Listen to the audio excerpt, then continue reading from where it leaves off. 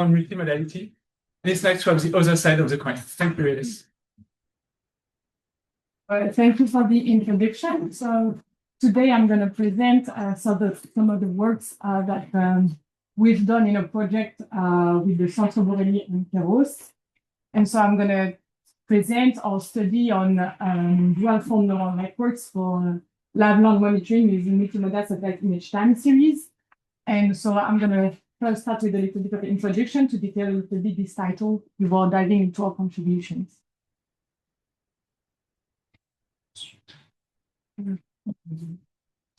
Okay.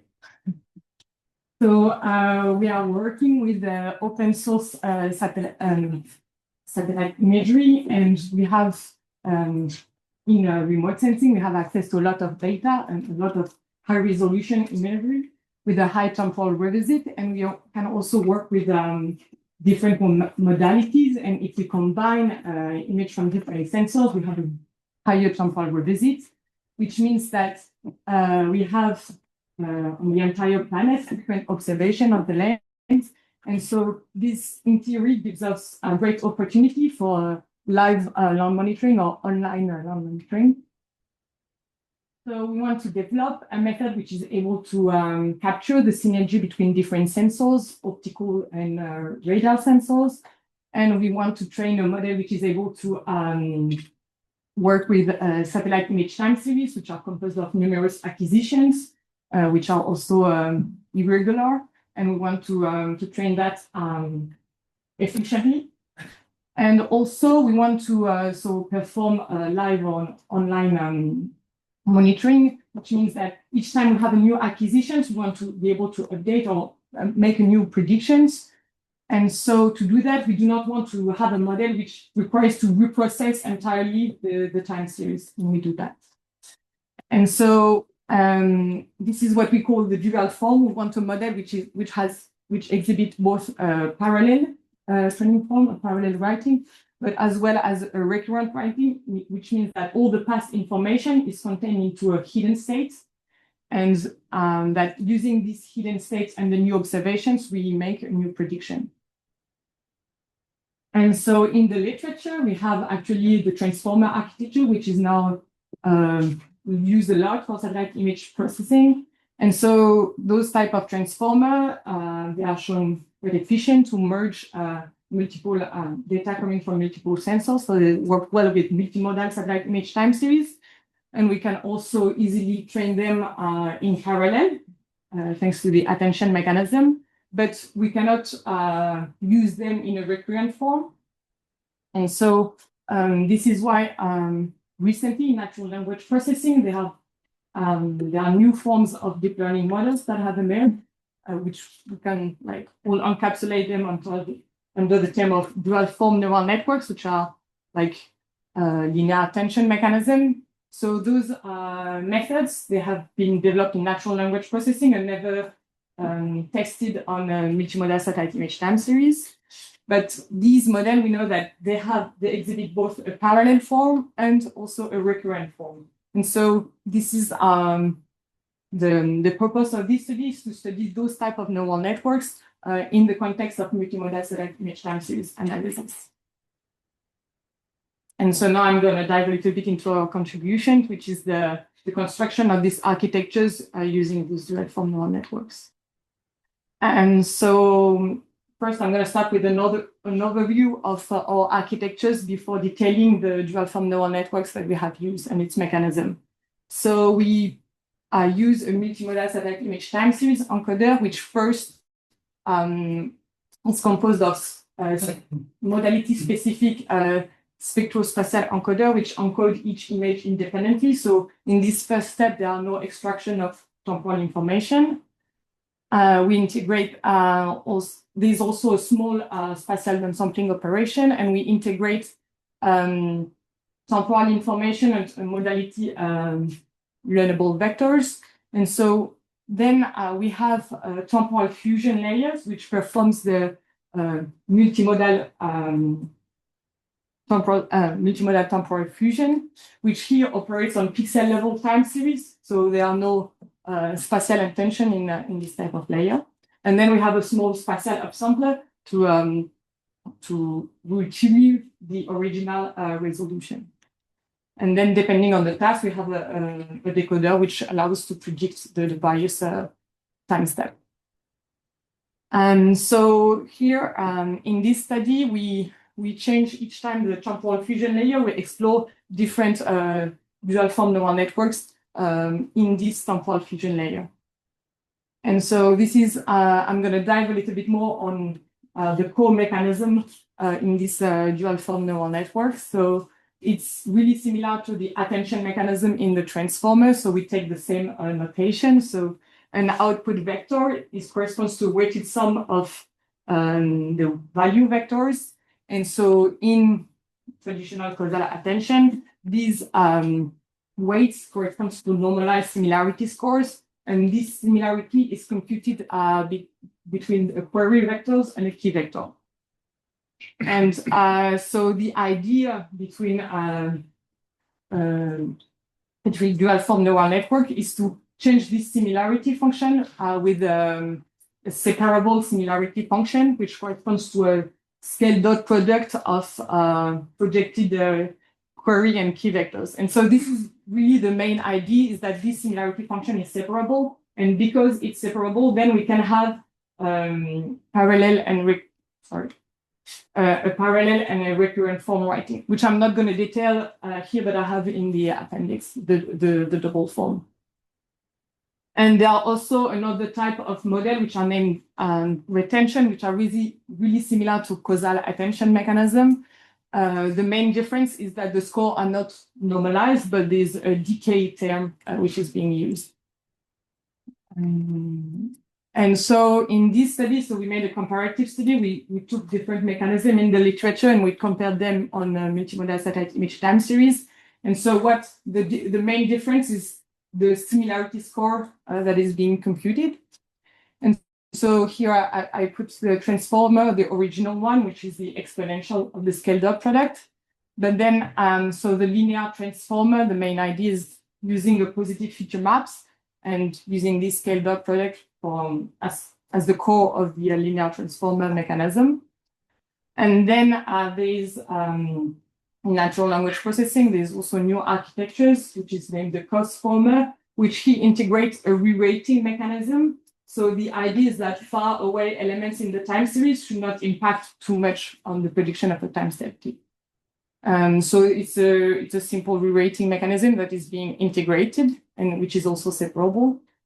And then there's a more complex model, which is here, we call here the raw linformer, which integrates a more complex re-rating mechanism, which is using rotary positional encoding, which integrates relative positional encoding. And then in the retention mechanism, it's really similar to the raw linformer, but the scores are not normalized, and there's a decay term based on the distance between elements within a sequence. And so to summarize a little bit that, we have the linear transformer, which integrates no re-rating, and then all other models integrate a re-rating mechanism to take into account the distance between elements within a sequence. So to summarize a little bit our method, we have, in our study, we have a temporal fusion layer, which can either be a traditional transformer, a linear transformer, a COSFormer, a raw linformer, or a retention mechanism. Nonetheless, with satellite image time series, there are several specificities, and in particular, the time series are really irregular. And so we propose to study the temporal fusion layer, which becomes a re-rating mechanism, but instead of using position index of the elements within the sequence, we work with acquisition dates to really address the fact that we have varying temporal gaps within the time series. And so now I'm going to detail small experiments that we have made. So we did not have a lot of labels and for multi-temporal segmentation tasks. So we propose to explore a proxy task, which is here a forecasting task. So we have as output of our model the latent representation at each time steps. And we train a forecaster model, which takes independently each latent representation, also takes as input auxiliary variables as well as the date of the element to predict, and predict the next time step. And so we have made some comparison in two different settings. So the first setting is we take as input only a monomodal satellite image time series. So here we take only with the Sentinel-2. And in the training conditions, we take as input 16 acquisitions. But during the testing, we make two different experiments, one with only 8 acquisitions and another one with 16 acquisitions as input.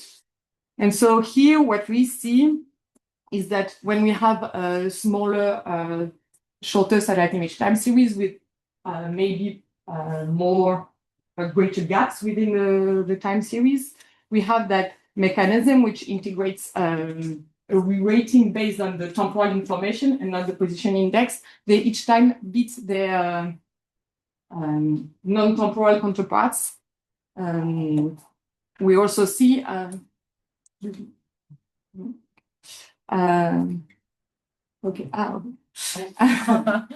okay, we also see that the transformer, which is here represented in orange, has similar performance than all the dual form neural networks, which show that these mechanisms can work well with the satellite image time series. And we also see that linear transformer performances are a bit lower than the mechanism which integrates the temporal re-rating. And also we have we also made the experiments where we take a multi-modal satellite image time series as input. And here what's really interesting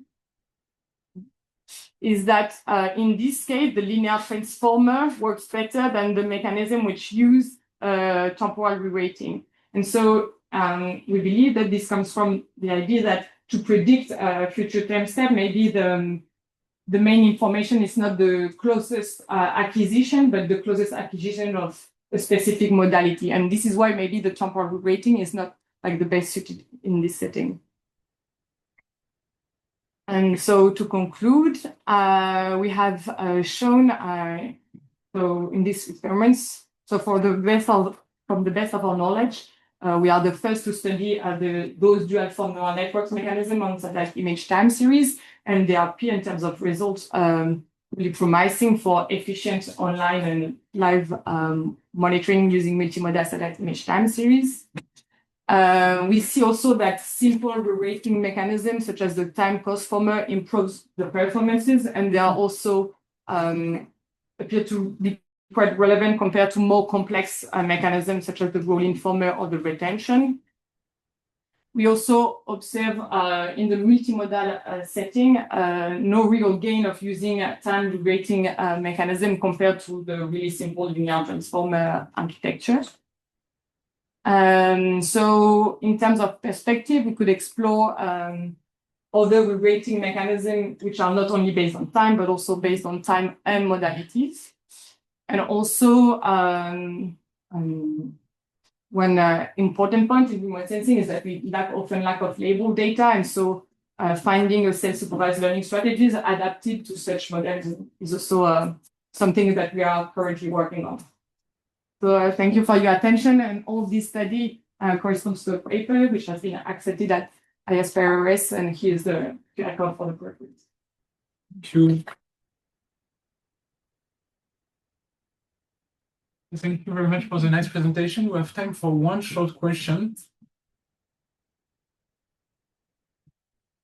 Don't be shy. Yes. Yes, I was wondering if you address the problem like at a global scale when time isn't the only information that you need to process an image, but also location on Earth. Because, for example, if you are in, I don't know, January here, it is winter, but in the other hemisphere or other parts of Earth, it is not. You talk about for the forecasting task? Yeah. Yeah. And so this is something that I have not detailed, but like as input to the forecaster, one of the auxiliary variables that we are using is weather variables. Okay. So it's to like take into account of rain, snow, and Okay. Thank you very much. I think that's perfect. Thank you once again.